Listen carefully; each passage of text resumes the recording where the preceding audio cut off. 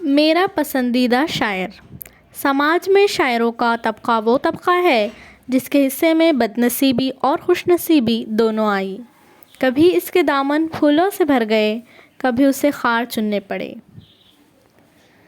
کبھی سماج نے اسے سر آنکھوں پر بٹھایا، کبھی نکما اور ناکارہ سمجھ کر ٹھکرا دیا۔ فلسفیوں نے سماج میں شاعر کے وجود کو ایک بیکار سی چیز سمجھا تو عوام نے اسے مذاق کا نشانہ بنایا، لیکن یہ حقیقت اپنی جگہ مسلم ہے کہ شاعر سماج کا نمائندہ ہوتا ہے۔ وہ زمانے کی نبض پر اپنا ہاتھ رکھتا ہے اور اپنے اشعار میں اپنے عہد کی ترجمانی کرتا ہے۔ دنیا کی تاریخ اس بات کی شاہد ہے کہ شاعروں نے قوموں میں بیداری کی لہر پھونکی، انقلابات کے لیے راہ ہموار کی،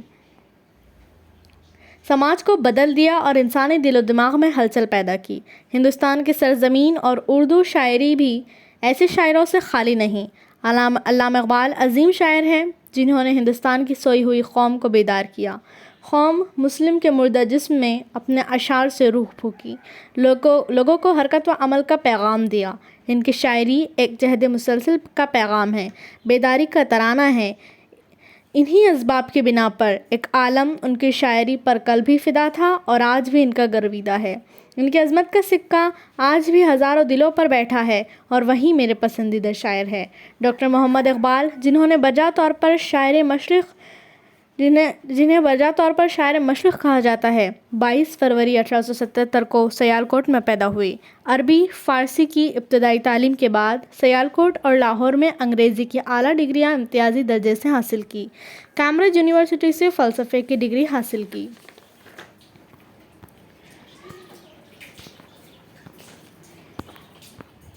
جرمنی میں ڈاکٹر آف فلاسفی کی ڈگری حاصل کی۔ لندن میں بیرسٹری پاس کی۔ وہ کچھ عرصے گورنمنٹ کالج لاہور میں پروفیسر بھی رہے، بعد میں وکالت بھی کی۔ علامہ اقبال کی شہرت کا سبب ان کی ڈگریاں اور ان کے منصب نہیں تھے، بلکہ ان کی شاعری تھی۔ انہوں نے جس قسم کی شاعری کی، اس سے انہیں عظمت اور بلندی کا مقام حاصل ہوا۔ بانگ درا، بال جبرائیل، ضرب کلیم، کلیات اقبال، ارمغان حجاز وغیرہ ان کے مشہور شعری مجموعے ہیں۔ انہوں نے اردو اور فارسی دونوں میں شاعری کی۔ اردو کے علاوہ فارسی میں بھی ان کے کئی شعری مجموعے شائع ہوئے۔ نہیں تیرا نشیمن قصر سلطانی کے گنبد پر، تو شاہی ہے بسیرا کر پہاڑوں کی چٹانوں میں۔ علامہ اقبال نے اپنی زندگی کا سفر طے کرتے وقت یہ دیکھا کہ اس ملک کے باشندے کس طرح بے حسی اور مجبوری کی زندگی گزار رہے ہیں۔ وہ نہ صرف گورے آنکھوں کے روبرو سربسجدہ ہیں، بلکہ اپنا دین اور شریعت چھوڑ کر، اپنے تہذیب و تمدن سے منہ موڑ کر مغربی تہذیب کو دیوانہ وار اختیار کرتے جا رہے ہیں۔ انہیں بندوں کی بندگی اختیار کرنا گوارا نہیں تھا، اس لیے انہوں نے اپنی شاعری میں خودی کا فلسفہ پیش کیا۔ خودی کو کر بلند اتنا کہ ہر تقدیر سے پہلے خدا بندے سے خود پوچھے بتا تیری رضا کیا ہے۔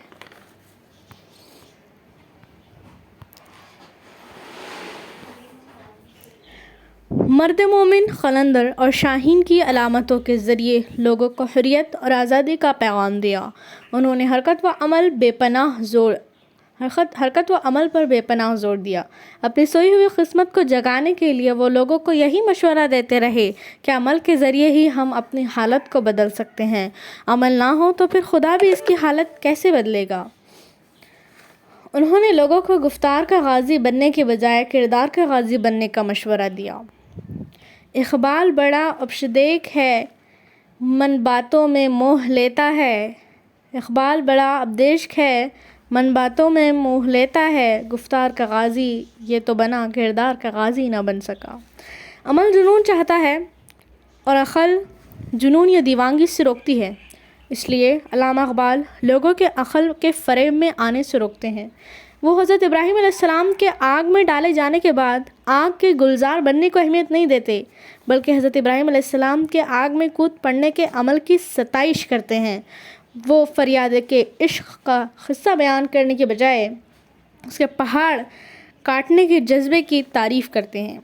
بے خطر کود پڑا آتش نمرود میں عشق، عقل ہے محو تماشائے لبِ بام ابھی۔ علامہ اقبال نے فکری اور فلسفیانہ شاعری کے ساتھ ساتھ وطنی اور ملکی نغمے بھی قلمبند کیے۔ سارے جہاں سے اچھا ہندوستاں ہمارا، نام نظم آج بھی ملک کی فضاؤں میں گونج رہی ہے۔ یہ نظم کبھی اس ملک کا قومی ترانہ تھی، آج بھی یہ بچے بچے کی زبان پر ہے۔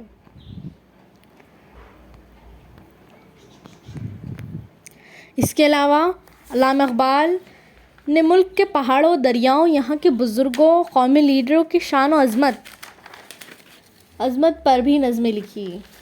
فکر اور تخیل کی بلندی، خیال کی طراقت اور پاکیزگی پر شکوہ اور دلکش انداز بیاں ان کی شاعری کی نمایاں خصوصیات ہیں۔ انہوں نے خفتہ قوم کو بیدار کرنے کے لیے زندہ شاعری کی۔ یہی وجہ ہے کہ ان کی شاعری آج بھی زندہ ہے اور کل بھی زندہ رہے گی، اور ہر دور میں لوگوں کے دلوں کو تڑپاتی اور خیالات میں ہلچل پیدا کرتی رہے گی۔